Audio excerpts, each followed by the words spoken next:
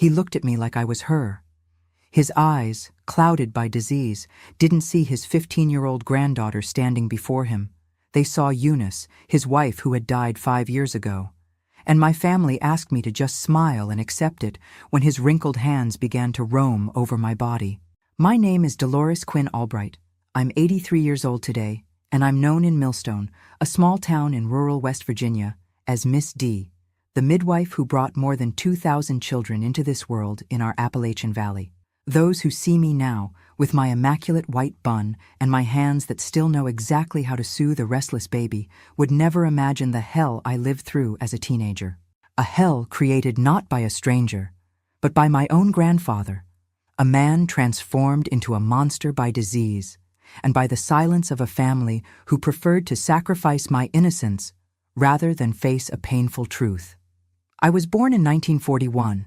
In a simple clapboard house nestled in the foothills of the Appalachian Mountains. Our house was set apart from the small downtown of Millstone, almost at the county line. It was an old construction with thick walls that kept in the cool even on the hottest days, small dark wooden windows, and a huge backyard where my mother grew a little bit of everything: potatoes, corn, beans, and medicinal herbs that she knew like the back of her hand. We were a simple family, but we never lacked food on the table.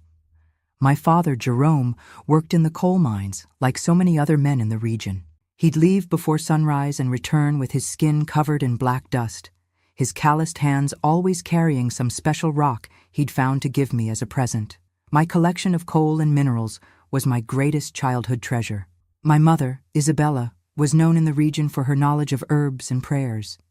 She wasn't an official midwife like I would later become, but she helped with difficult births when called. It was from her that I learned to recognize plants by their smell, to make tinctures for almost all ailments, to understand the cycles of the moon and how they affect women's bodies. I had a happy childhood, running free along mountain trails, swimming in the creek, helping my mother with her plants, and listening to the fantastic stories my father told about hidden treasures from the early pioneer days. Our house was simple, but it was always full of neighbors who came asking for medicine, a prayer, or simply to sit around the wood stove on cold mountain nights. That tranquility ended in 1956, when I was 15 years old. That's when my grandfather Abraham, my father's father, came to live with us. Grandpa Abraham had been a respected man in Millstone, owner of a small hardware store downtown, a deacon at the Baptist church, known for his moral rigidity and strong temperament. I didn't know him very well before then.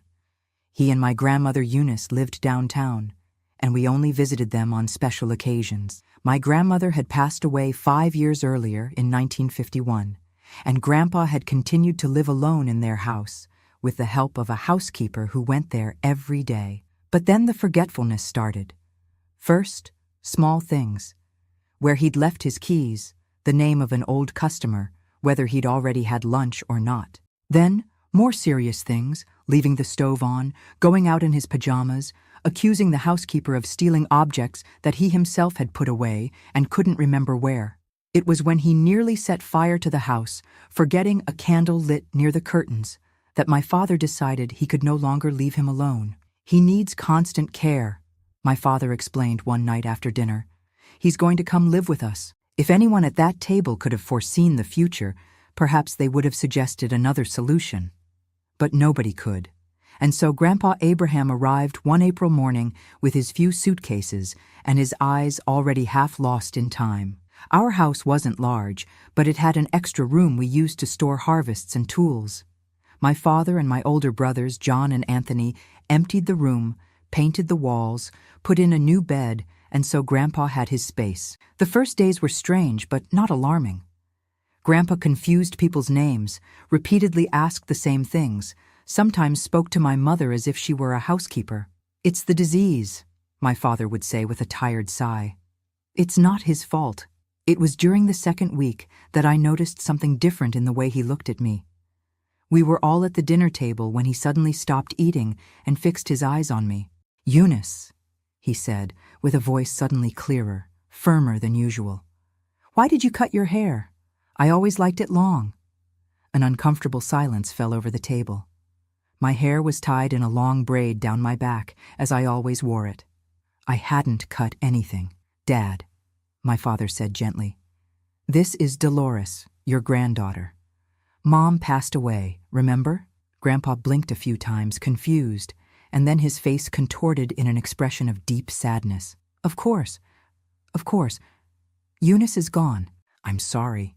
He went back to eating in silence, but every now and then I caught him observing me with a disturbing intensity. In the days that followed, it happened more often. I would be sweeping the yard or helping my mother in the kitchen, and I'd hear, "Eunice, have you seen my pipe?" Or, "Eunice, come sit here with me." My father or mother would always gently correct him, and he would always seem momentarily confused, then accept the correction. Those of you listening to me now must be wondering how such a simple confusion could turn into the nightmare I'm reporting. And this is what I want you to understand. The horror didn't come all at once. It came in small moments, in small concessions, in small omissions that accumulated until it was too late to turn back. Let me know in the comments where you're watching from and what your name is. It's important for me to know who are the brave souls willing to listen to such a difficult story as this one. And if you can, hit the like button and subscribe to the channel so that other stories like mine can be told. It's not easy for a woman my age to expose such old wounds, but I do it so that other girls don't go through what I went through. Back to my story. The change came about a month after Grandpa's arrival. It was a hot May afternoon, and I was alone at home with him. My parents had gone to town to buy supplies, and my brothers were working in the fields. I was preparing lunch, chopping vegetables in the kitchen, when I felt a presence behind me. "Eunice." Grandpa's voice sounded different. It wasn't the confused, fragile voice we had become accustomed to hearing. It was the voice of a younger, stronger man. "You look beautiful today." I turned around, knife still in hand, and saw him standing in the kitchen doorway, looking at me in a way that made me feel as if I were naked. It wasn't the vague, lost look of the sick old man. It was a look of desire, a look that traveled over me from head to toe as if undressing me. "Grandpa, it's me, Dolores," I said, feeling a chill down my spine. "You're confusing me again." He smiled in a way I had never seen before, a smile that didn't belong on my grandfather's kind face. "Don't be silly, Eunice. I would recognize my wife anywhere." He took a step toward me, and I instinctively backed up until I hit the table. He continued advancing until he was inches from me. I could smell his strong breath, a mixture of pipe tobacco and something bitter I couldn't identify. "Is dinner ready yet?" he asked, as if we were having a perfectly normal conversation. But his hand rose and touched my face in a way that made my stomach turn. "After dinner, we can go to bed early. I've missed you." I was paralyzed, the kitchen knife now useless in my trembling hand. I didn't know what to do. Push him away? Scream? He was my grandfather, an elderly, sick man. He probably didn't even know what he was doing. How could I push him? How could I scream? How could I hurt him? "Grandpa, please," I begged, tears running down my fever-hot face. "I'm not Grandma. I'm your granddaughter. This isn't right." For a moment, he seemed confused. His hand stopped. His eyes blinked rapidly. "Dolores?" he murmured, and for a moment I had hope that lucidity had returned. But then he smiled again, that smile that didn't belong to my grandfather. "Don't be silly, Eunice. I know it's you. I would always recognize the smell of your hair." His hands began to move again, more insistent now, and I began to understand that I wouldn't be able to stop him with words. Gathering all the strength I had left, I pushed him away and stood up from the bed, staggering from the fever. "No!" I shouted, louder than I intended. "I'm not her! Look at me, Grandpa! I'm Dolores, your granddaughter!" He sat on the bed, looking at me with a mixture of confusion and irritation. "Why are you shouting at me, Eunice? You never used to shout before." "Because I'm not Eunice," I repeated, grabbing onto the door to keep from falling. "And you can't touch me like that. It's wrong." Something changed in his face. The irritation gave way to an anger I had never seen before. "Don't tell me what's right or wrong, woman," he growled, getting up too. "You are my wife. I have rights." I ran out of the room, stumbling down the hallway to the kitchen. He came after me, slower because of his age, but determined. I grabbed a heavy pan that was on the stove and turned to face him. "If you come near me," I threatened, my voice trembling, "I'll hit you with this." He stopped a few steps away, his face contorted in an expression that mixed anger and confusion. "What happened to you, Eunice?" he asked, and there was genuine sadness in his voice. "Why are you treating me this way?" Before I could answer, the front door opened, and my mother entered, followed by my father and brothers. They stopped, surprised by the scene they found, me, in my nightgown, holding a pan like a weapon, and my grandfather, standing in the middle of the kitchen, looking completely lost. "What's going on here?" my father demanded, looking from me to my grandfather and back to me. He tried to, I began, but the words wouldn't come out. How to explain? How to make them understand? "Eunice is acting strange today," my grandfather said, suddenly seeming small and fragile again. "She doesn't recognize me. She's threatening me." My father sighed deeply and approached my grandfather, putting an arm around his shoulders. "Dad, this is Dolores, your granddaughter. Let's go back to your room, okay?" As my father led my grandfather away, my mother approached me. I put the pan on the table and collapsed into a chair, trembling uncontrollably. "What happened?" she asked, her voice now softer. Between sobs, I told her everything.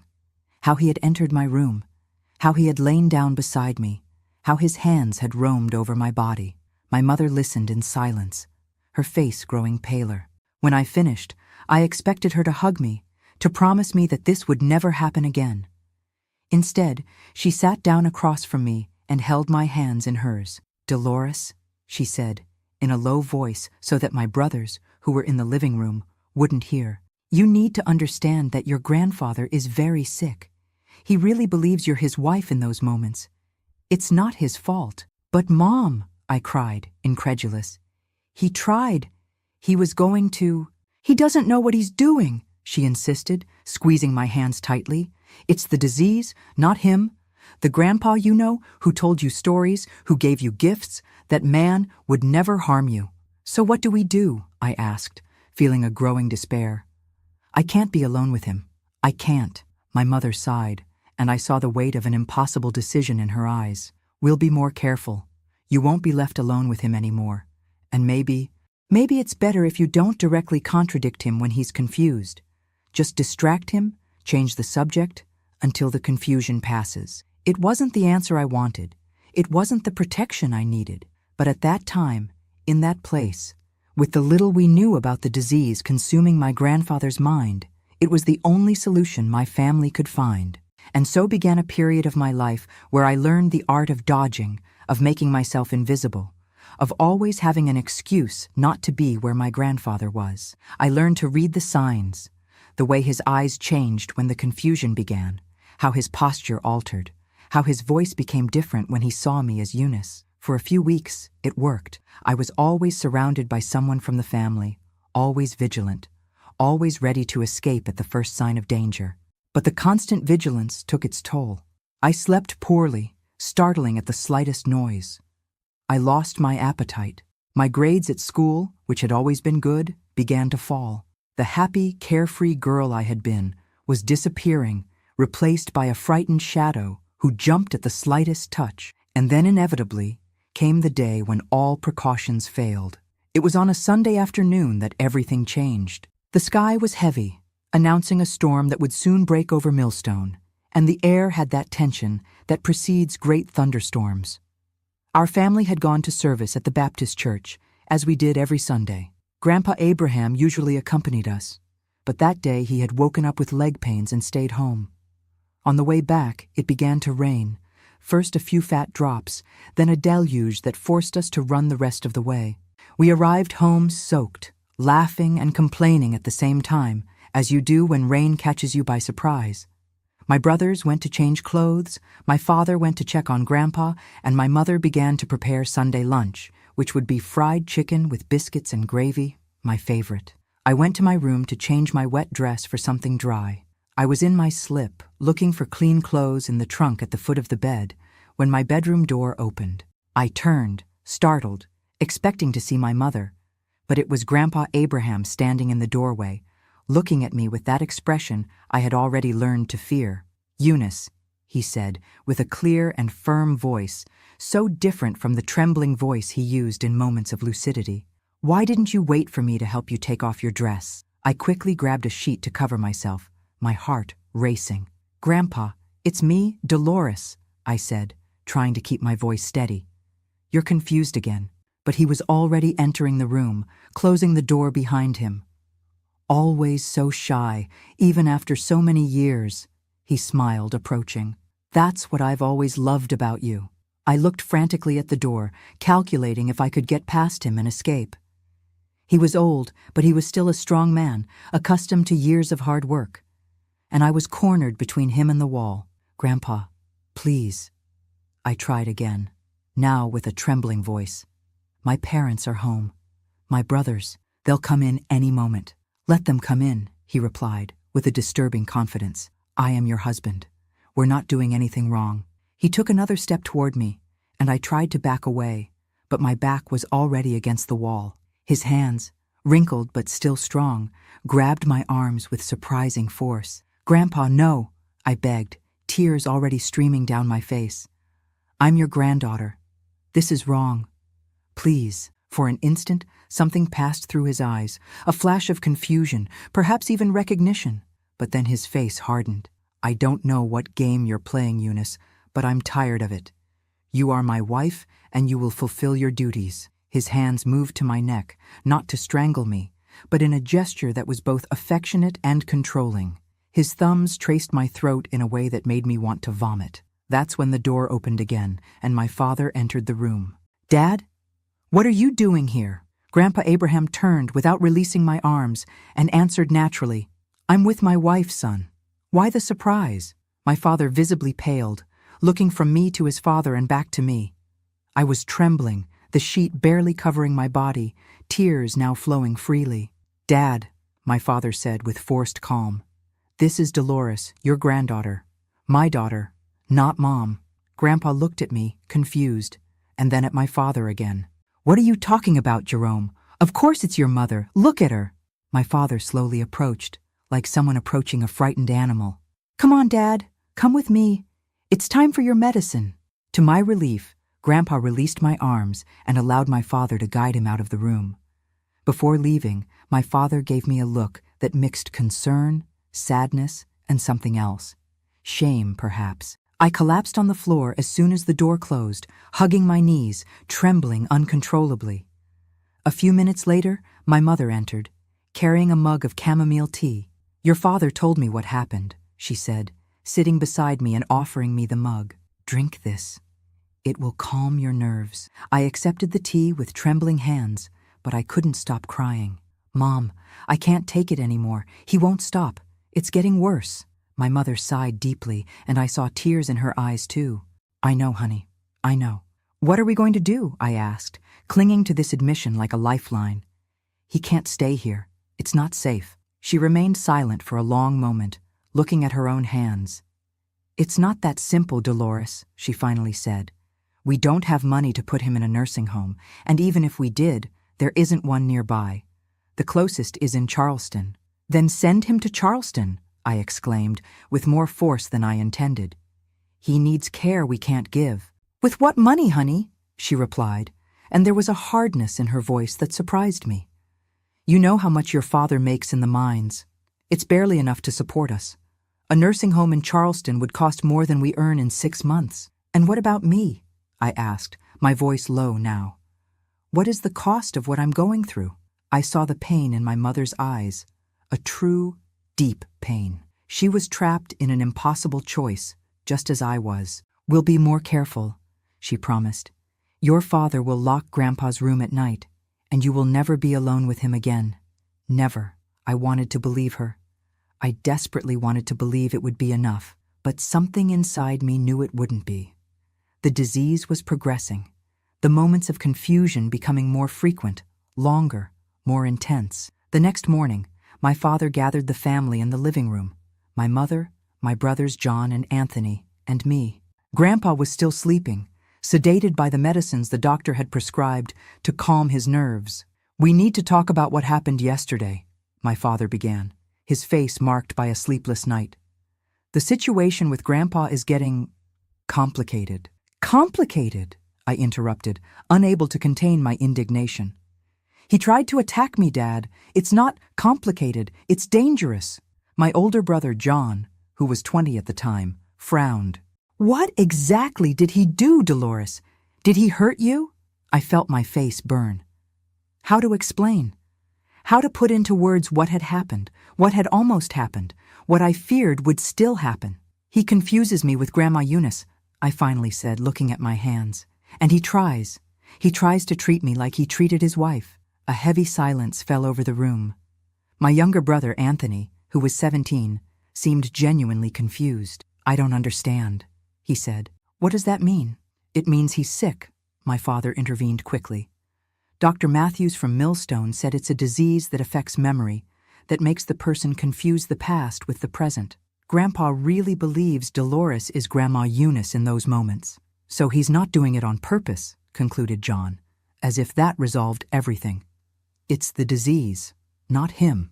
It doesn't matter if it's on purpose or not, I exclaimed, standing up. What matters is that it's not safe. It's not safe for me to be near him. My father stood up too, putting his hands on my shoulders. Dolores, I understand you're scared, and I promise we'll protect you. But I need you to understand something. We can't simply send him away. He's my father. He's family. And me? I asked, my voice almost a whisper. I'm family too. I saw the pain in my father's eyes, the pain of someone being forced to choose between two people he loves. We'll find a solution, he promised. We'll consult Dr. Matthews again, see if there are stronger medicines or maybe some other option we haven't considered. But as he spoke, I saw something in his eyes that told me he already knew there was no other option, that we were trapped in this impossible situation, at least for now. In the weeks that followed, my family made a genuine effort to protect me. My room got a lock, which I used religiously. I was never left alone at home with Grandpa. There was always someone with me, usually my mother or my brother Anthony, who had taken on the responsibility of watching his grandfather when the others were busy. Dr. Matthews, an older man who was the only doctor in Millstone at the time, increased the dosage of the medications that Grandpa was taking.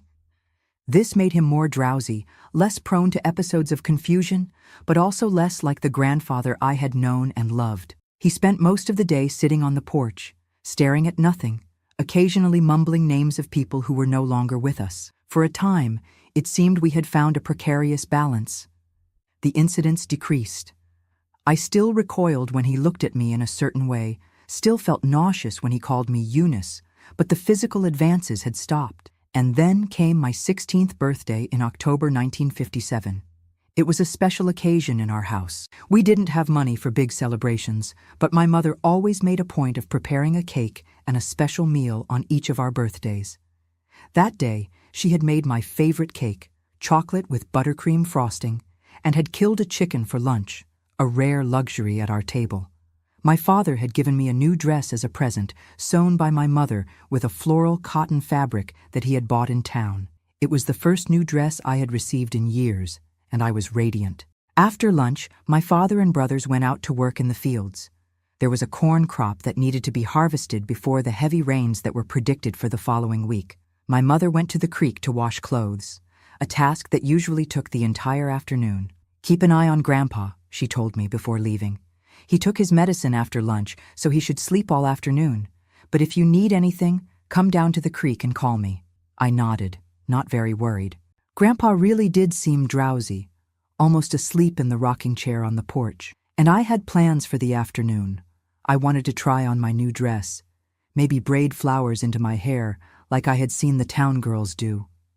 I spent the afternoon in my room, humming softly as I got ready. The dress fit perfectly, the floral cotton contrasting with my tanned skin. I braided my hair with some flowers from the yard and even put on a bit of the lipstick I had received as a gift from my friend Teresa, saved for special occasions. I was admiring myself in the small, cracked mirror we had when I heard my bedroom door open. I hadn't locked it, certain that Grandpa was sleeping on the porch. But there he was, standing in the doorway, looking at me with an intensity that made my blood freeze. "Eunice," he said, and his voice had none of the drowsiness from the medications.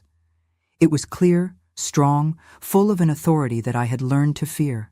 "You look beautiful today." I got up quickly, trying to get past him and out of the room. "Grandpa, it's me, Dolores.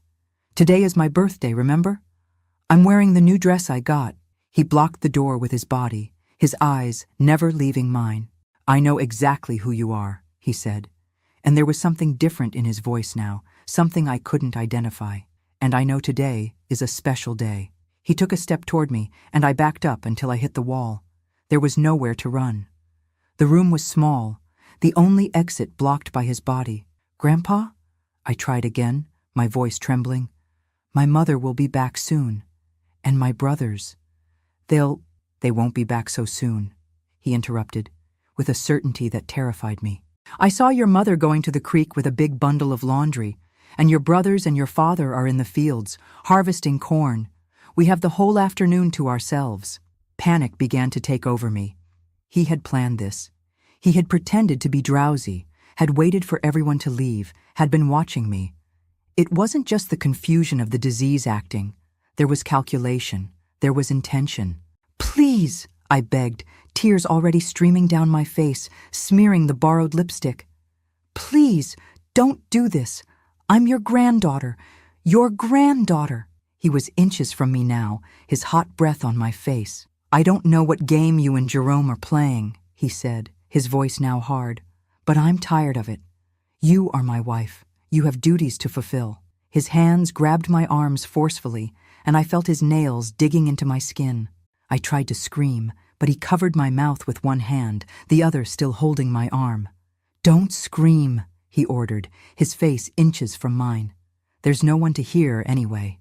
At that moment, something inside me broke. Fear gave way to an anger I had never felt before. With all the strength I could gather, I bit the hand that covered my mouth, tasting the metallic flavor of blood. He screamed in pain and backed away, looking incredulously at the mark of my teeth on his skin. I took advantage of the moment to try to get past him and reach the door, but he was faster. He grabbed my hair forcefully, pulling me back with such violence that I fell to the floor. "Ungrateful slut," he growled, with a voice that didn't belong to my grandfather, to the man who had told me stories, who had given me colorful pebbles when I was a child. "I'll teach you to respect your husband." What happened next is something I spent decades trying to forget. His hands tearing the new dress I had received that day, his weight on top of me, immobilizing me, his panting breath, his eyes clouded not by disease, but by a sick desire. And the pain, physical, yes, but mainly the pain of a betrayal so deep, so incomprehensible, that it broke something inside me that would never be completely repaired. I don't know how long it lasted, minutes or an eternity. When it finally ended, he stood up, adjusted his clothes, and looked at me as if I were a broken object, something that had lost its value. "Clean yourself up," he ordered, his voice cold now. "I don't want your mother to find you like this and start asking questions." And then he left, closing the door behind him, leaving me on the floor, curled up like a wounded animal. I don't remember much of what happened afterward. I know that at some point I dragged myself to the wash basin in the corner of the room and tried to wash myself, scrubbing my skin until it was red, as if I could clean not only the physical marks, but the stain I felt on my soul. I know I burned the torn dress, unable to bear the sight of it, and put on old clothes. I know that when my mother returned from the creek, she found me sitting on the bed, staring at nothing, unable to speak, to cry, to feel anything. "What happened?" she asked, alarmed by my state. "Dolores, what happened? Where is your new dress?" I couldn't answer. The words were stuck in my throat, as if speaking would make real what had happened, as if naming the horror would make it even more unbearable. It was only when she approached and touched my face that the tears finally came, not in dramatic sobs, but in a silent and constant flow, as if a dam had broken inside me. "It was him, wasn't it?" she asked, and the resignation in her voice broke me even more. "What did he do, Dolores? Tell me." He confused me with Grandma," I finally managed to say, my voice almost inaudible. "But he wasn't confused, Mom. He knew. Somehow he knew. He waited for everyone to leave. He planned it." My mother paled, her hands trembling as she held mine. "Did he hurt you?" she asked, although her eyes already knew the answer. I nodded, unable to say more. She hugged me then, pressing me against her chest as she did when I was little and had nightmares. But this nightmare wouldn't end upon waking. This nightmare had just begun. When my father and brothers returned from the fields, my mother was waiting for them on the porch. I was lying in my bed, curled up like a ball, my body sore, my mind numb. I heard their voices, first in normal tones of conversation, then my mother's voice louder, insistent, then my father, incredulous, denying. Then silence, followed by heavy footsteps toward Grandpa's room. What followed were shouts. My father, furious as I had never heard him before, and Grandpa, first confused, then defensive. I heard the sound of something breaking, then my brothers trying to separate the two, my mother crying. Later, much later, when the house had finally fallen into a heavy silence, my father came to my room. He sat on the edge of my bed, his face marked by tears and by an expression that mixed anger, guilt, and a pain so deep that it made me feel guilty for being the cause of it. "Dolores," he began, his voice hoarse, I don't know what to say. I don't know how to ask forgiveness for not protecting you."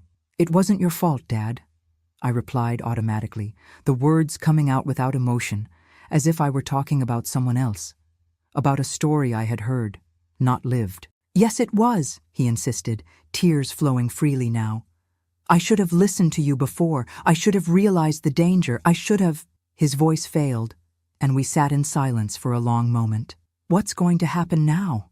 I finally asked. My father took a deep breath, trying to compose himself. "Tomorrow I'm taking him to Charleston. There's a hospital there that can take care of him. I've already talked to Dr. Matthews, and he's going to give us a referral letter." "With what money?" I asked, remembering the previous discussions, the reason why we hadn't done this before. "It doesn't matter," he replied, with a firmness that didn't admit discussion. "I'll find a way. I'll sell whatever is necessary, work twice as hard, but he won't be under the same roof as you anymore. Never again." I wanted to feel relief at these words, but I was too numb to feel anything. I just nodded, closing my eyes, wishing sleep would come and take me away from this unbearable reality. The next morning, I woke to the sound of raised voices coming from the living room. I got up with difficulty, my body still sore, and approached the door to hear better. "You can't do this, Jerome."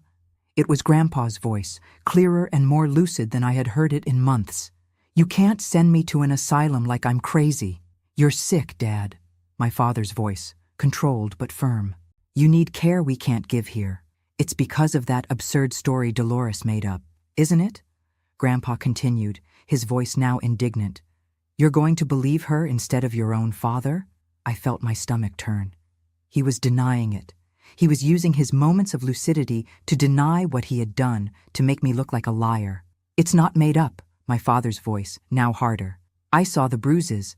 I saw the torn dress she tried to hide. She must have fallen," Grandpa insisted. "Or maybe it was that boy, Sebastian's son, who's always looking at her. You know how girls are these days, Jerome. They make up stories to cover their own shame." I couldn't take it anymore. I opened the door forcefully and entered the living room, confronting the man who had destroyed my life, who was now trying to destroy my reputation as well. "I didn't lie," I shouted, trembling with anger. "You know exactly what you did. You waited for everyone to leave. You planned everything." Grandpa looked at me with an expression of offended innocence so convincing that, for an insane moment, I almost doubted my own memory. "What are you talking about, girl?" he asked, his voice soft now, his eyes clear, lucid. "I would never hurt you. You're my dear granddaughter." I took a step toward him, unable to contain the fury growing inside me. "Don't pretend you don't remember. You called me Eunice. You tore my dress. You—" "Dolores, enough," my father interrupted, placing himself between us. "Go back to your room. I'll handle this." "But Dad, he's lying," I insisted, tears streaming down my face. "He's pretending he doesn't remember." "I know," my father replied, in a low voice so only I could hear. "I know he's lying. And that's why he's leaving today, one way or another." I looked into my father's eyes and saw a determination I had never seen before. He believed me. He was on my side. For the first time since it all began, I didn't feel completely alone. I went back to my room, and hours later, I heard the noise of the wagon that would take my father and grandfather to the train station in Millstone, from where they would go to Charleston. I didn't come out to say goodbye. I had nothing to say to the man who had stolen not only my innocence, but also my trust, my sense of safety in the world. When the wagon moved away, I felt a relief so intense that I collapsed on the floor, sobbing. My mother found me like this and knelt beside me, hugging me in silence. There were no words that could fix what had been broken, no promises that could erase what had happened. There was only the comfort of her presence, the warmth of her arms, the certainty that, at least for now, I was safe. But physical safety didn't mean emotional safety. The horror of what I had lived through didn't disappear with my grandfather's departure. On the contrary, it seemed to grow, occupying every corner of my mind, infiltrating my dreams, turning them into vivid nightmares from which I woke screaming in a cold sweat. And gradually, I realized that it wasn't just the trauma of the abuse that haunted me. It was also my family's reaction before the worst happened, the way they had minimized my fears, how they had asked me to be patient, how they had placed the comfort of a sick man above my safety.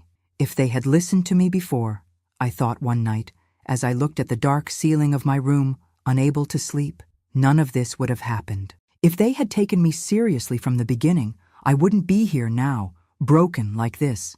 And it was this thought that planted the seed of what would come next. Not just the struggle to overcome the trauma, but also the struggle to be heard, to be taken seriously, to ensure that no other girl went through what I had gone through.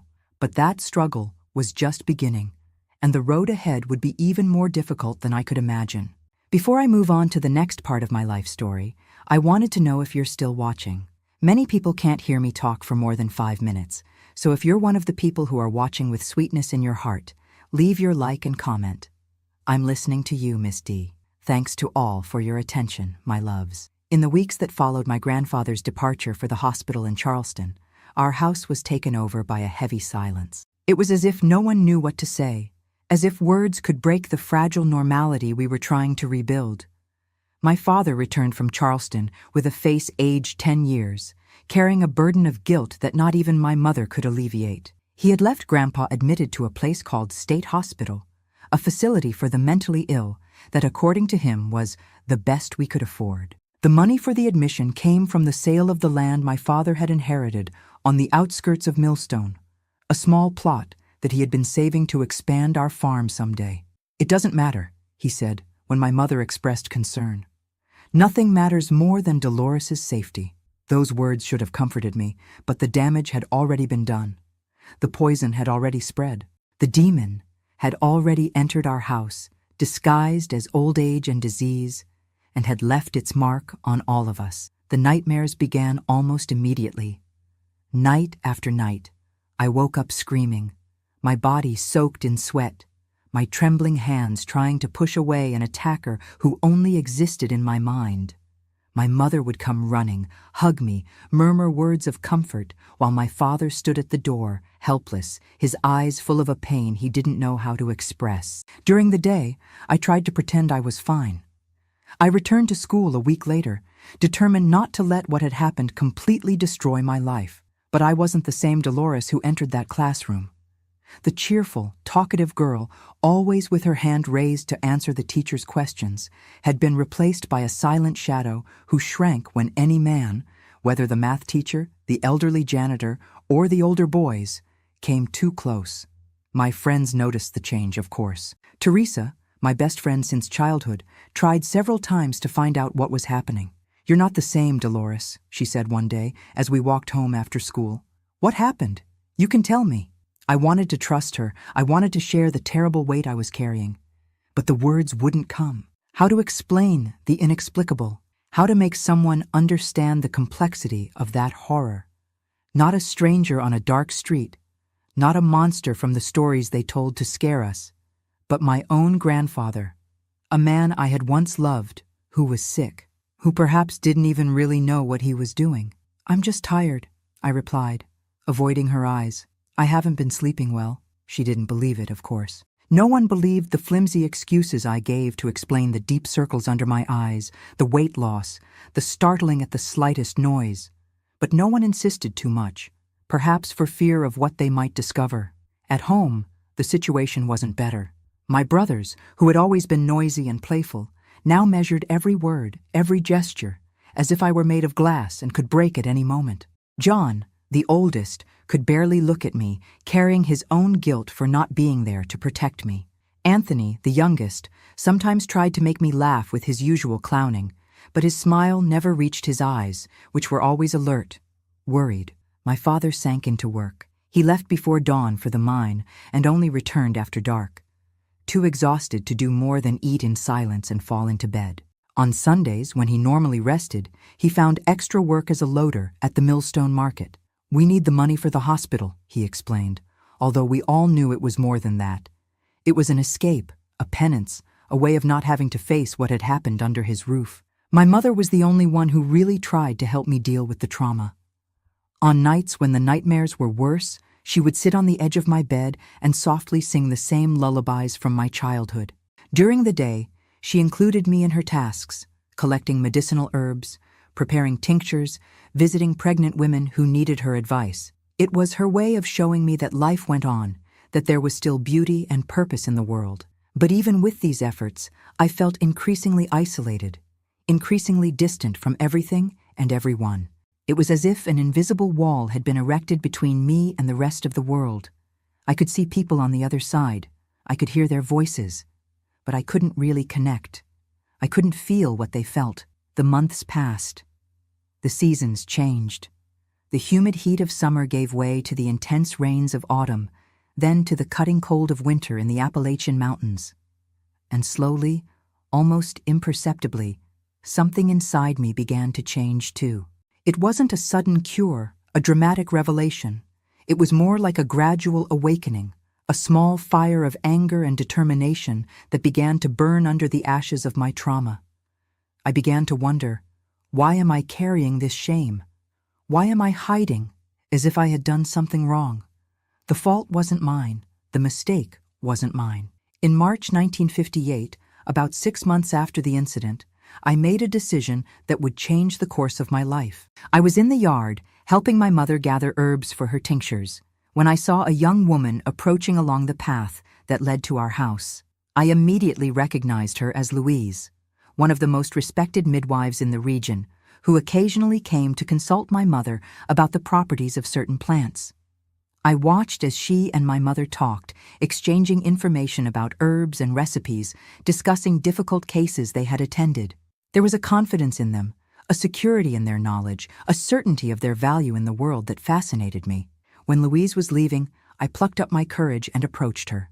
"Miss Louise," I began, my voice firmer than I felt inside. "Do you think I could learn to be a midwife too?"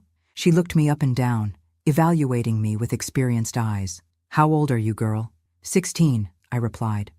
"I'll be 17 in October." She nodded slowly. "You're young, but it's not without precedent. I started helping my grandmother with births when I was your age. Are your hands good?" I extended my hands for her to see, calloused from hard work, but agile and sensitive like my mother's. "I think so." "And your stomach? Is it strong?" "Childbirth is not for the weak." I thought about everything I had faced in recent months, the horror I had survived. "My stomach is stronger than it looks." A brief smile crossed her face. "I believe it. There's something in your eyes, girl. Something I've only seen in women who have known suffering up close." She paused, considering. "Come to my house on Sunday after church. We'll see what you're made of." And so began my training as a midwife. Every Sunday, after church, I would walk to Miss Louise's house in the center of Millstone. There, she taught me about the female body, about the stages of pregnancy, about the signs of imminent birth. She showed me her tools: silver scissors to cut the umbilical cord, herbs to relieve pain, oils to facilitate birth. And most importantly, she taught me about trust, the trust a midwife needs to inspire, the trust she needs to have in her own abilities, the trust in the natural process of birth. "Childbirth is not a disease," she always repeated. "It's the most natural process in the world.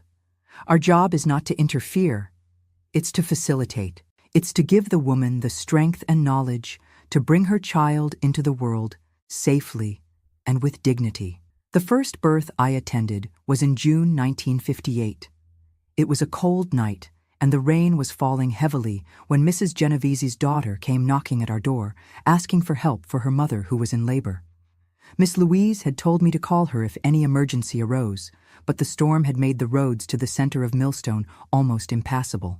"I'll go with you," I told the young woman, quickly gathering the herbs and instruments that my mother kept for emergencies. "Send someone to get Miss Louise, but we can't wait." My mother looked at me with a mixture of concern and pride. "Are you sure, honey?" I wasn't, but I knew Mrs. Genovese needed help now, not when the storm abated. "I am, Mom. I'll do what I can until Miss Louise arrives." Mrs. Genovese's cabin was a half-hour walk from our house in a small clearing on the mountainside. When we arrived, she was already in advanced labor, moaning in pain, her face covered in sweat despite the cold of the night. "The midwife is coming," I assured her, placing my hands on her belly to feel the contractions, as Miss Louise had taught me. "I'm here to help until she arrives." In Mrs. Genovese's eyes, I saw fear, but also trust, not in me, who was practically unknown to her, but in the knowledge I represented, in the tradition of women caring for women that had existed for generations in these mountains. The birth was quick and without complications. Even before Miss Louise could arrive, I had already helped bring a healthy, robust boy into the world, had cut the umbilical cord with trembling but sure hands, had placed the child in the arms of the exhausted but radiant mother. When Miss Louise finally arrived, soaked by the rain and worried, she found me cleaning up the blood and birth fluids, the baby already contentedly nursing at his mother's breast. "It seems they didn't need me after all," she commented, examining my work with critical but approving eyes. "You have a gift, Dolores, a real gift." That night changed something fundamental inside me. For the first time since the abuse, I felt I had a purpose, a skill that could make a difference in the world. I felt that my body, which had been violated and marked by violence, could also be an instrument of healing and life. And most importantly, I felt that the power that had been taken from me could be recovered. Not in the same way, never in the same way, but in a new way, transformed by the fire of experience. In the months that followed, I accompanied Miss Louise to dozens of births. Gradually, my reputation began to spread, first as Miss Louise's helper, then as the young midwife, and finally, simply as Dolores the midwife. The women of the region began to seek me out directly, especially the younger ones, who felt more comfortable with me than with the older, more traditional midwives. My family observed this transformation with a mixture of pride and concern. My mother supported my new vocation unconditionally, often accompanying me on the most difficult births, sharing her own knowledge of herbs and remedies. My father, although proud of the respect I was beginning to earn in the community, feared that the work was too heavy for me, that I had not yet fully recovered from the trauma. "I don't want you to exhaust yourself, honey," he would say, on the rare nights when we managed to sit together around the table. "You're still young, you have time." But I knew I couldn't wait. Working as a midwife wasn't just a vocation for me, it was salvation. Each baby I helped bring into the world was a small victory against the darkness that had threatened to consume me. Each woman I supported in her moment of greatest vulnerability and strength was a reminder that the female body was not just an object to be used and discarded, but a miracle of creation and resistance. It was during this period that I began to develop a deeper understanding not just of childbirth, but of the entire cycle of female life. I learned about herbs that could regulate the menstrual cycle, relieve the pains of childbirth, prevent unwanted pregnancy. I learned to recognize the signs of abuse and violence in the bodies and spirits of the women who came to see me. And most importantly, I learned to listen, really listen, to their stories, their fears, their dreams. I realized that many of them carried wounds similar to mine. Some had been abused by husbands, by fathers, by brothers. Others had been forced into marriages they didn't want, into lives that slowly suffocated them. All, in one way or another, knew the experience of having their power stolen, their voice silenced, their body treated as someone else's property.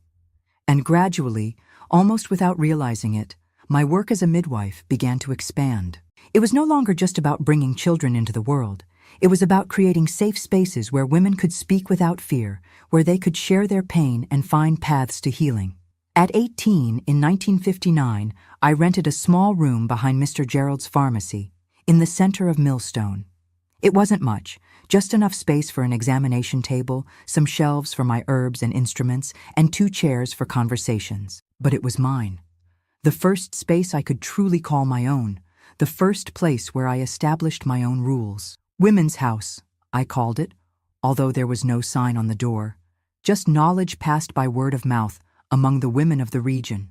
There, I attended women of all ages and conditions, from frightened girls with their first menstruation to elderly women dealing with the discomforts of menopause. There, I heard stories that would never be told elsewhere, kept secrets that would never be shared with pastors or doctors or husbands.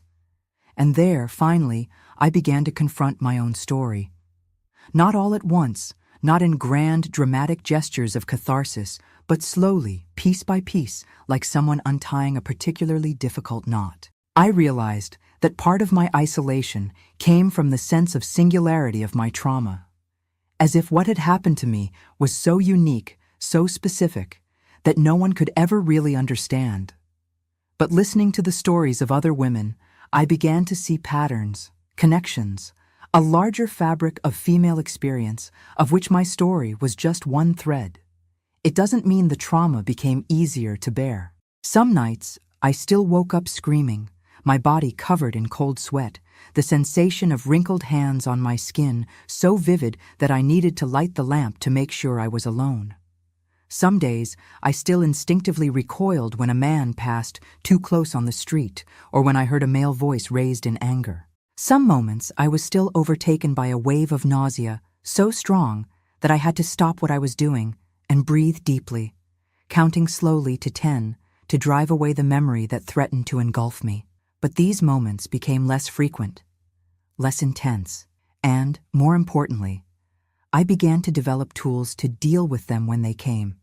Deep breathing, calming herbs that I prepared myself, simple rituals of cleansing and protection that had as much psychology as spirituality. The work at the Women's House grew rapidly. Soon, I was attending not just women from Millstone, but also from villages and farms in the surrounding area.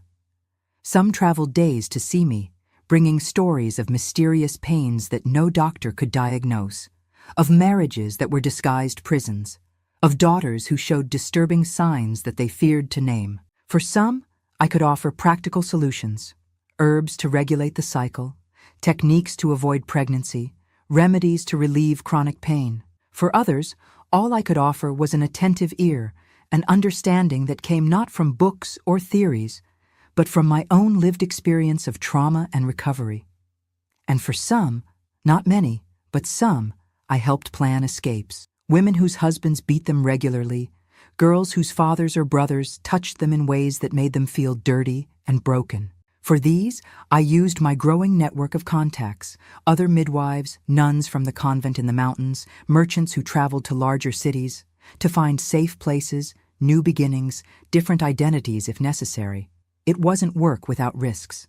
More than once, furious husbands came knocking at the door of the Women's House, demanding to know where their wives had gone.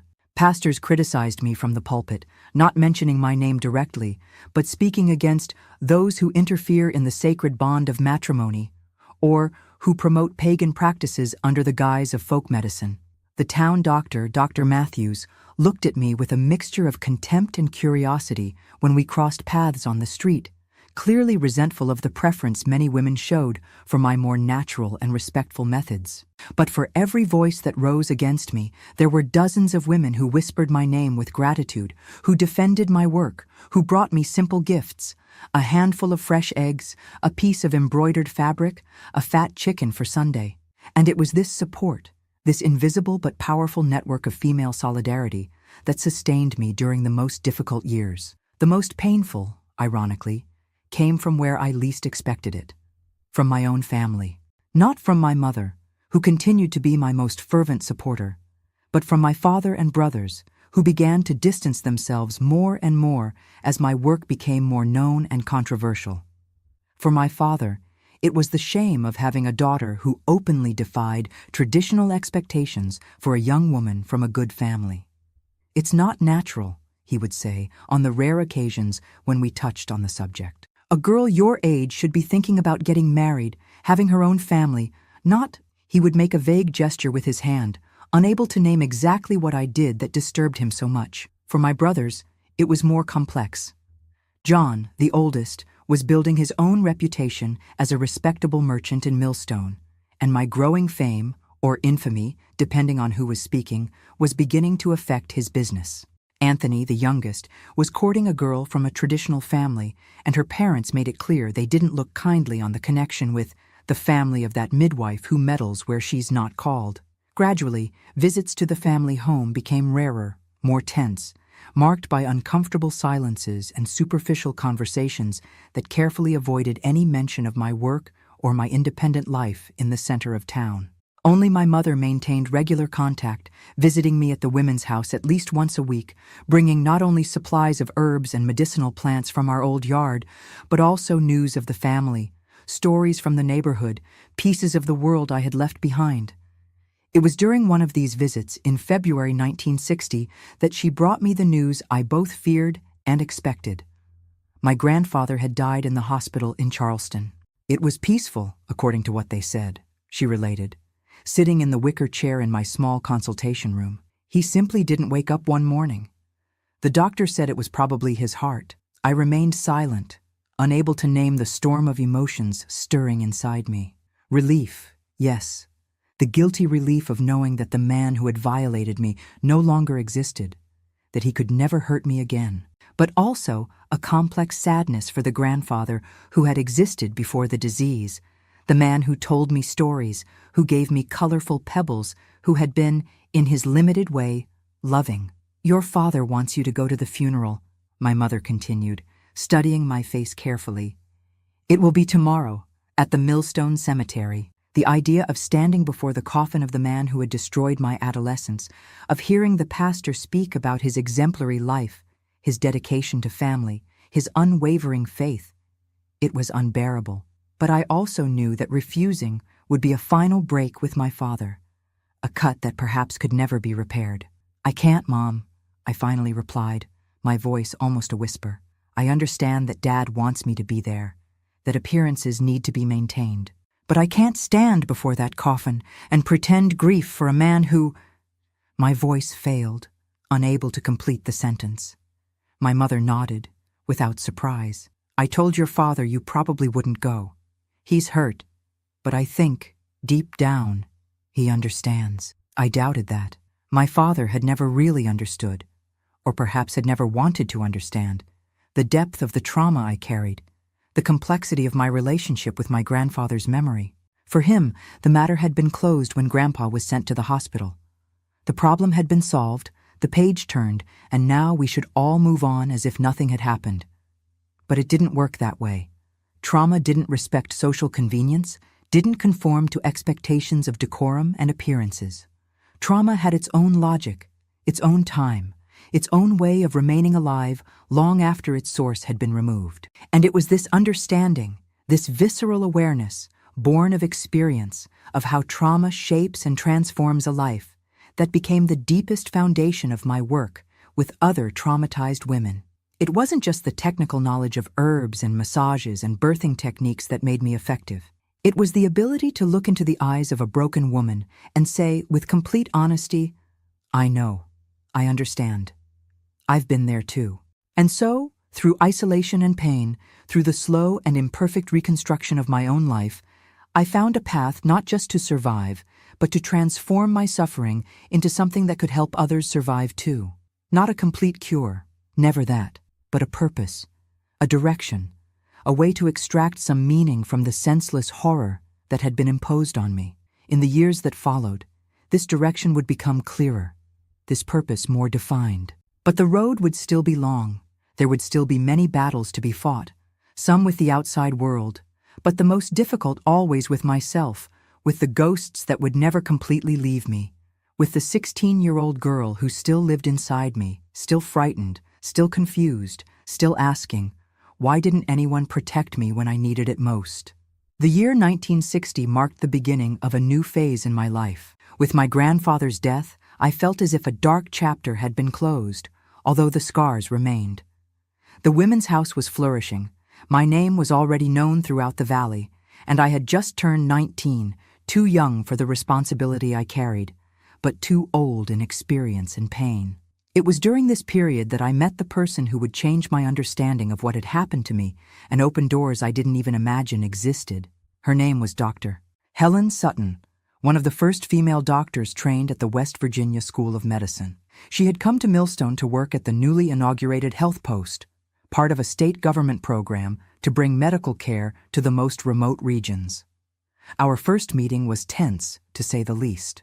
She had heard about the young midwife who attended women in questionable conditions, as she herself said later, and came to the women's house with the clear intention of assessing whether I represented a danger to public health. I clearly remember the expression on her face when she entered, a mixture of curiosity and distrust, the intelligent eyes behind thin-framed glasses observing every detail of my modest office. "So you're the famous Dolores," she said, without extending her hand for a greeting.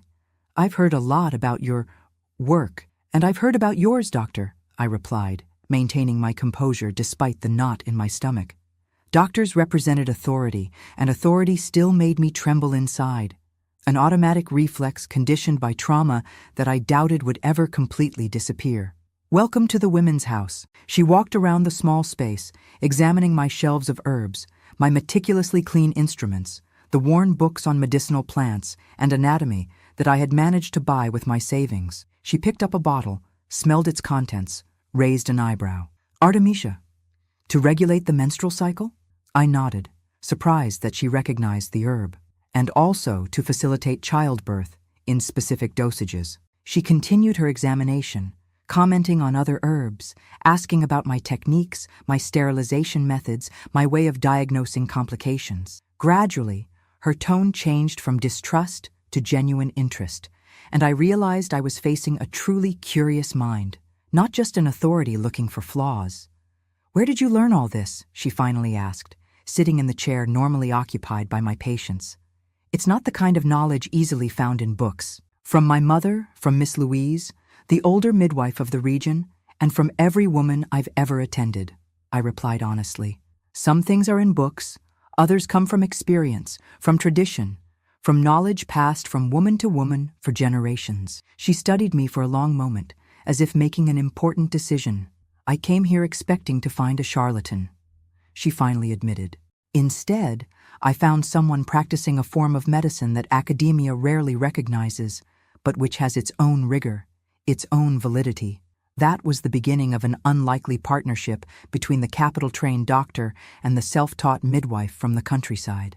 Dr. Helen began to send me patients, women with problems that conventional medicine couldn't solve, cases that required a more holistic approach, more integrated with the realities of rural life. In exchange, I began to refer to her cases that were beyond my capabilities: serious obstetric complications, infections that didn't respond to herbs, women with injuries that needed surgical intervention. But our relationship went beyond professional cooperation. Dr. Helen became the first person with whom I could speak openly about the trauma I had suffered. Not all at once, not in a great cathartic confession, but gradually, in conversations that happened on quiet afternoons, when the day's work was done and we shared a cup of chamomile tea in the small back room of the women's house. "What you're describing," she said one day, after I had revealed another piece of my story, "has a name in the medical literature. It's called psychological trauma.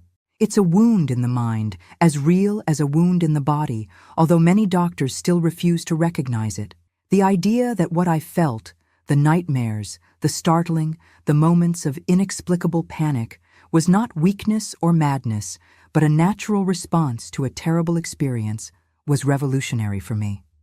Dr. Helen lent me books, articles, case studies. For the first time, I saw my experience reflected in terms that didn't diminish me, that didn't blame me, that offered a path to understanding, if not to complete healing. "You're not alone in this, Dolores," she told me on one of those afternoons. "There are women like you all over the world carrying similar wounds. and there are people studying ways to help them heal those wounds. It was Dr. Helen who first suggested that I consider seeking formal education. You already know more about the female body and childbirth than many doctors I know, she argued. Imagine what you could do with proper training, with access to resources you don't have now. The idea seemed absurd at first. Me, a country girl who had barely completed primary school, attending college? But the seed was planted, and over the following months, it began to germinate. In July 1961, I made a decision that shocked not only my family, but the entire Millstone community. I announced that I would go to Charleston to study nursing at the School of Nursing, one of the most respected in the state. The reaction was immediate and, for the most part, negative. My father, with whom I barely spoke since my grandfather's funeral, came to the women's house for the first time, his face red with indignation. "Have you lost your mind?" he questioned, his voice raised enough for the women in the waiting room to hear. "Abandon everything you've built here to go study in the capital? With what money? Where will you live? And who will take care of the women here while you play at being a city girl?" His anger didn't surprise me, but his concern for the women here caught me off guard. It was the first time he had recognized, even indirectly, the importance of the work I did. "It's not a whim, Dad," I replied, keeping my voice calm despite my racing heart. Confrontations with male authority figures still left me in a state of alert, a conditioned reflex from trauma that I doubted would ever completely disappear. "It's an opportunity to learn more, to bring new knowledge here when I return." "If you return," he corrected, his gaze hard. "The big city changes people, Dolores. You think you'll want to come back to this backwater after tasting life in Charleston?" It was a legitimate concern, I realized, not just about my departure, but about my possible non-return, about the fear of losing me completely, not just to physical distance, but to a world so different from ours that I would become unrecognizable. "I will return," I promised, and at that moment, I truly believed it. This is my home, my work, my mission. I just want to have more tools to accomplish it better. He didn't seem convinced, but his next question was practical, not emotional. "And the money? The school isn't free, and Charleston is expensive."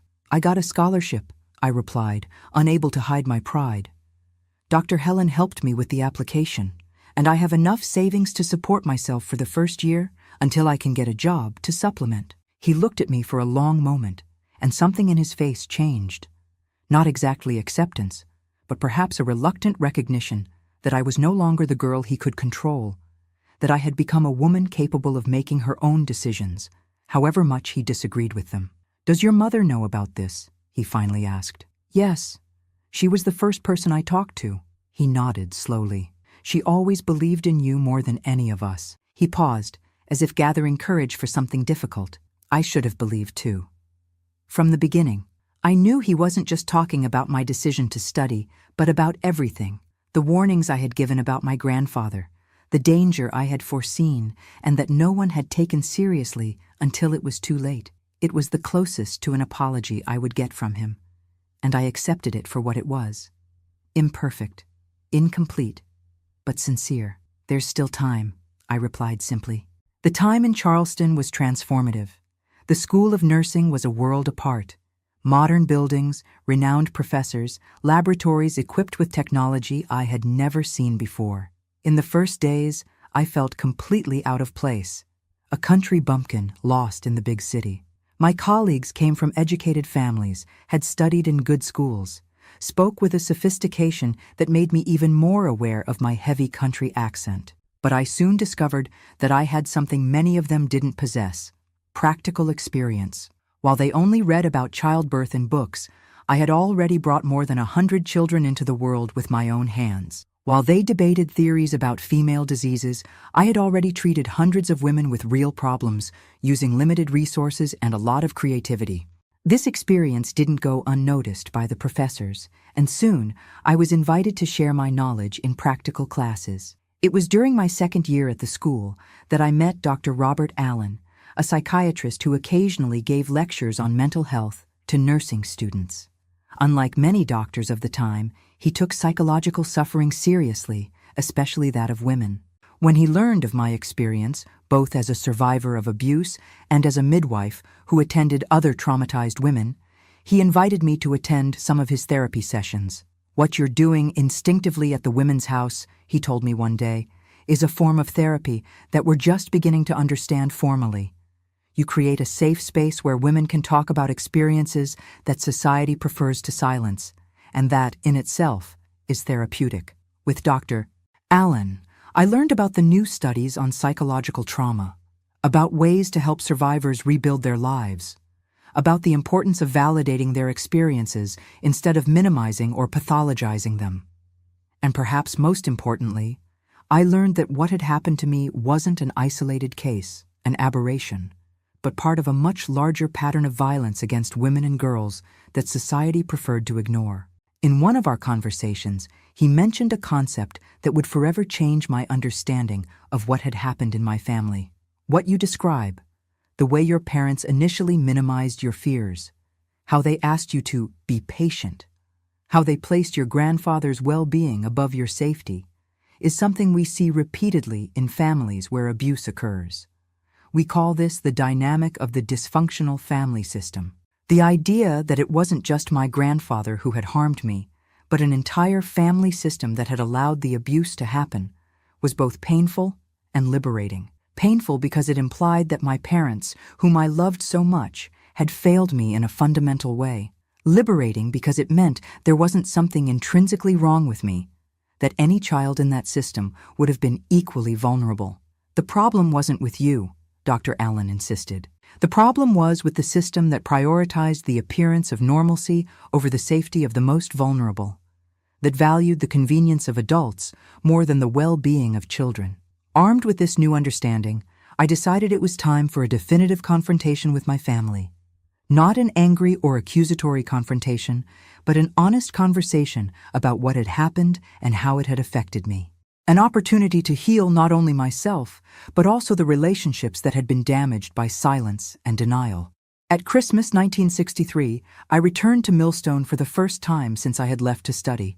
The bus journey through the winding roads of the Appalachian foothills gave me time to reflect on everything that had changed in me during those 2.5 years. I was no longer just the self-taught midwife, but a professional with formal education, with both a technical and emotional understanding of human suffering. And perhaps most importantly, I was no longer a silenced victim, but a survivor who had found her voice. My childhood home seemed smaller than I remembered, more aged. My mother waited for me at the door, her face lit up with a joy that made my heart ache. She had aged too, more wrinkles around her eyes, more gray strands in her hair that was always tied in a bun. But her embrace was the same, strong and secure, smelling of herbs and freshly baked bread. My father was more reserved, observing me with a mixture of pride and unfamiliarity, as if he wasn't quite sure how to approach this new version of the daughter who had left. My brothers, both married now, came with their wives and small children, nieces and nephews I barely knew, who looked at me with curiosity, wondering who this aunt was who lived in the big city. Dinner was a mixture of comforting familiarity and unresolved tension. We talked about safe subjects, the weather, the crops, the town news, my studies, carefully avoiding the elephant in the room. The trauma that had divided our family, the wounds we had never openly discussed. It was only after the children were put to bed, when we were all sitting in the living room around the small nativity scene that my mother set up every year, that I found the courage to say what I had come to say. "I need to talk to you about what happened," I began, my voice firmer than I felt inside. "About Grandpa. About that last year he spent with us. About how it affected all of us." A heavy silence fell over the room. My mother lowered her eyes. My father visibly stiffened. My brothers exchanged uncomfortable looks. No one wanted to have this conversation, especially on Christmas Eve. But I knew that, if not now, it might never happen. "What happened to me wasn't just a personal tragedy," I continued, carefully choosing my words. "It was the result of choices we all made, or failed to make. You chose to ignore the signs because it was easier, more convenient than facing the terrible truth that Grandpa posed a danger to me." "Dolores, please," my father interrupted, his voice tense. "It's Christmas. Can't we leave the past in the past?" "No, Dad," I replied, firmer now. The past never stays in the past when it's not confronted, when it's not acknowledged. It continues to live inside us, poisoning our relationships, preventing us from really knowing each other. Your sister is right, John. My older brother surprised me by speaking up first. We've pretended for too long that nothing happened. We thought if we didn't talk about it, the pain would disappear. But it didn't disappear. It just buried itself deeper. From there, the floodgates opened. My brother confessed the guilt he carried for not protecting me, for being complicit in the silence imposed by my father. My sister-in-law revealed that she had been abused by an uncle as a child and had never told anyone until that moment. My mother cried, asking forgiveness for not acting sooner, for not taking me away at the first sign of danger. And my father, the most resistant of all, finally broke down. I couldn't believe it, he admitted, his voice choked. I couldn't believe that my own father, the man who raised me, who taught me everything I know, could do something so terrible. It was easier to think you were exaggerating, that it was just a misunderstanding, and when I finally had to face the truth, the weight of guilt was unbearable. How could I look at you knowing I had failed so fundamentally to protect you? You did fail me, I agreed, feeling the tears I had promised myself not to shed starting to fall. But I also know you were trapped in your own system of beliefs, in your own limitations, and I know that, in your own way, you loved me and wanted the best for me. That night marked the beginning of a reconciliation that would take years to complete. It wasn't a magical cure, it didn't erase the past, but it opened a space for honest dialogue, for the acknowledgement of suffering, for the possibility of a new type of relationship based not on carefully maintained silences, but on courageously faced truths. I returned to Charleston a few days later, feeling simultaneously exhausted and renewed. Something had changed inside me, not just in relation to my family, but in relation to myself. For the first time, I felt that I wasn't just surviving my past, but beginning to integrate it into a larger narrative of who I was and who I was becoming. In the months that followed, this integration deepened. My studies at the School of Nursing, my sessions with Dr. Allen, my regular correspondence with Dr. Helen and with my family, all of this contributed to a more complete, more compassionate understanding of what had happened to me and how I could use this experience not only to heal myself, but to help other women on their own path to healing. And it was thus, through seeking professional help, through honest confrontation with my family, and through the discovery of a new language to understand my trauma, that I finally began to free myself, not only from the horror of what had happened, but also from the silence and shame that had been almost as harmful as the abuse itself. Complete liberation was still far off, of course, but the first steps, the most difficult ones, had already been taken. Liberation and reconstruction of my life. When I graduated from the School of Nursing in December 1964 at 23 years old, I stood at a crossroads. I had offers to work in hospitals in Charleston, where I could build a traditional career with a stable salary and prospects for growth. But my heart pulled me back to Millstone, to the Appalachian Valley, to the women who had trusted me when I was just a traumatized girl trying to find purpose in pain. You don't have to choose, Dr. Helen told me, who had come from Millstone especially for my graduation. You can bring the best of both worlds, the traditional wisdom you learned from the midwives of the valley and the scientific knowledge you acquired here. And that's exactly what I decided to do. In January 1965, I returned to Millstone, no longer as the young self-taught midwife who had left, but as Nurse Dolores Quinn Albright, with a diploma recognized by the Department of Education and an expanded vision of what I could accomplish. The Women's House, which had been kept running in a limited way by Miss Louise during my absence, was completely renovated and expanded. With the help of Dr. Helen, I secured a small grant from the state government to transform it into a women's health center, the first of its kind in rural West Virginia. I didn't abandon the traditional practices that had been the foundation of my initial work, the medicinal herbs, the sitz baths, the massages to facilitate childbirth, but I integrated them with modern techniques and knowledge, proper sterilization of instruments, early recognition of complications, more effective contraceptive methods. It was an approach that respected both the ancestral wisdom of midwives and the discoveries of contemporary medical science. "You've built a bridge," Dr. Allen commented, who occasionally came from Charleston to supervise the mental health component of the center. "A bridge between two worlds that normally see each other as adversaries." This bridge extended to my family relationships as well. My parents, now aging, became enthusiastic supporters of my work. My father, especially, underwent a remarkable transformation, from critic to defender. When someone in town questioned the propriety of an unmarried woman running a health center, it was he who stood up to defend me with a ferocity that surprised even me. "My daughter saves lives," he would say, with obvious pride in his voice. "What does your son do?" My mother, always my silent ally, now worked alongside me at the center, teaching the young nurses who were beginning to join our team the traditional knowledge of herbs and natural remedies that she had learned from her own mother. Our relationship flourished in this partnership, stronger and more equal than it had ever been. My brothers, initially more distant, also gradually came closer.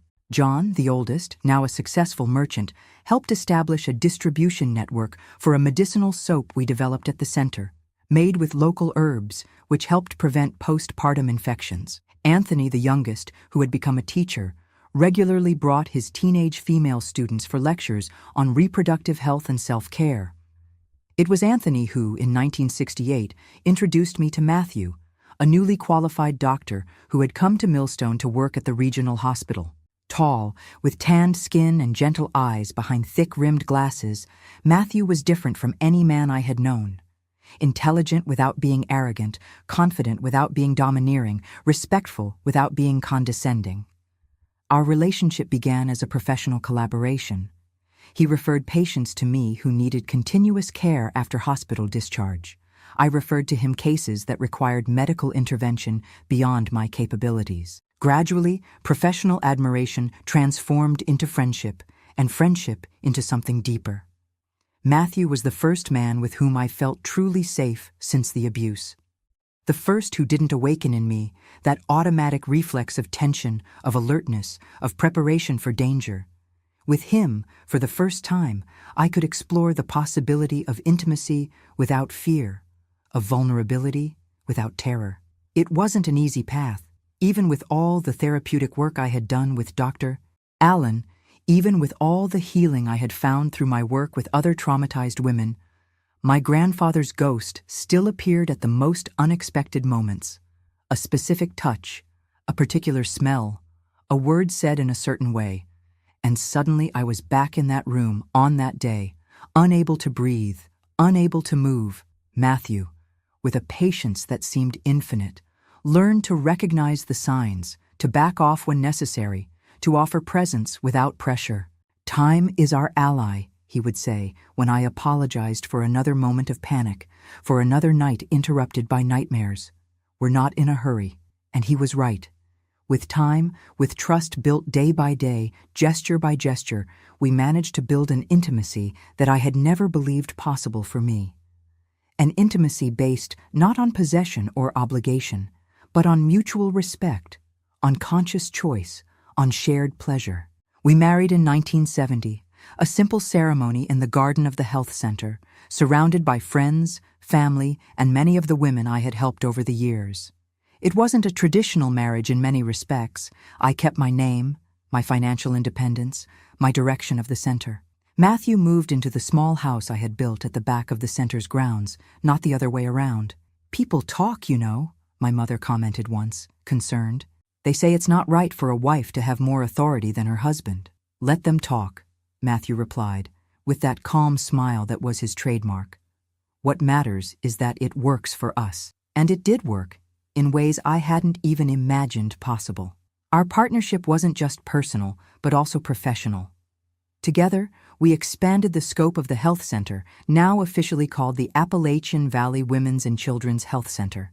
Beyond care for pregnancy and childbirth, we began to offer pediatric services, family planning, prevention and treatment of sexually transmitted diseases. In 1972, our daughter, Clara, was born, conceived with love, gestated with care, brought into the world by the hands of Miss Louise herself, the midwife who had taught me everything she knew.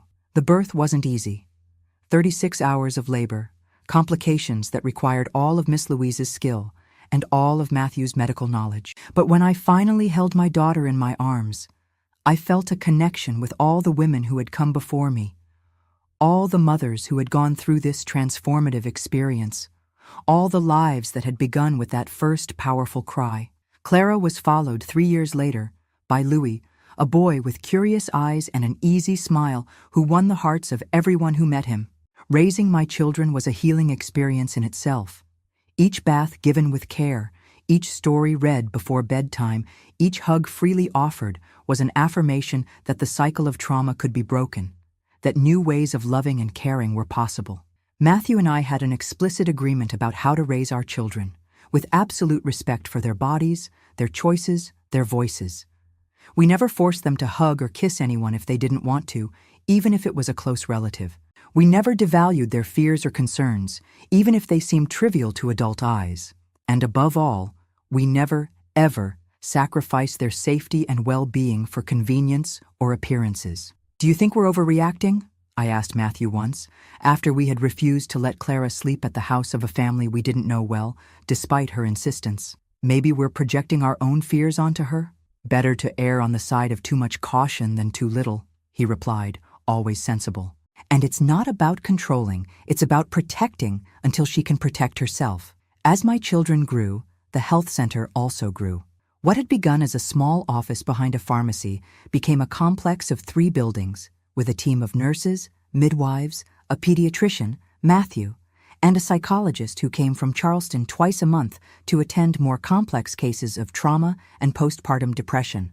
In 1980, when I was 39 years old, I was invited to give a lecture at the School of Medicine on the integration of traditional and modern medicine in serving rural communities. It was the first time that someone like me, a woman from the countryside, without formal medical training, was invited to speak in such a prestigious forum. "You've opened doors we didn't even know were closed," Dr. Helen told me, now director of the Millstone Regional Hospital and one of my oldest allies. "You've shown that knowledge doesn't belong only to academia, that wisdom can come from many sources." The 1980s were a period of recognition and expansion of our work. The health center was used as a model for similar programs in other parts of the United States. I received awards from the Department of Health, the Pan American Health Organization, from international foundations concerned with women's health in rural communities. But the most significant recognition, for me, came from the women of the Appalachian Valley themselves, the women who traveled days to see me, who entrusted their bodies, their secrets, their deepest fears to me, the women who named their daughters after me, who brought me the first fruits of their gardens, who fervently defended the center against any criticism. "You're not just a midwife or a nurse to us," Mary Jane once told me, one of the first women I had helped when I was still a 16-year-old girl learning from Miss Louise. "You're a symbol that we can be more than the world says we can be, that our voices matter, that our lives have value." These words touched me more deeply than any award or formal recognition, because deep down, that's what I had always wanted. Not just to heal physical wounds, but to help heal the deeper wounds of the soul, the wounds that come from being silenced, devalued, made invisible. As I grew older, I began to think more seriously about the legacy I would leave. My daughter Clara had followed in my footsteps, graduating in nursing and specializing in obstetrics. My son Louis had chosen a different path, law, with a focus on the rights of women and children. Both, in their own way, were continuing the work I had begun. But I knew I needed to do more, to reach further. In 1990, at 49 years old, I founded the Appalachian Traditional Midwives School, a training program that combined the ancestral knowledge of the region's midwives with modern techniques of asepsis, risk identification, and first aid. The school, operating in the facilities of the health center, attracted women from all over the Northeast and Midwest, some young, fresh out of high school, others older, experienced midwives seeking to update their knowledge. "You're creating an army," Matthew joked, observing the yard full of women of all ages, colors, and backgrounds, united by the desire to serve their communities. An army of caregivers. He was right, although I preferred to think of them as a network, a web of support extending through regions where doctors rarely reached, where hospitals were distant luxuries, where women still regularly died from perfectly preventable complications during childbirth. The following decades brought changes, some welcome, others painful.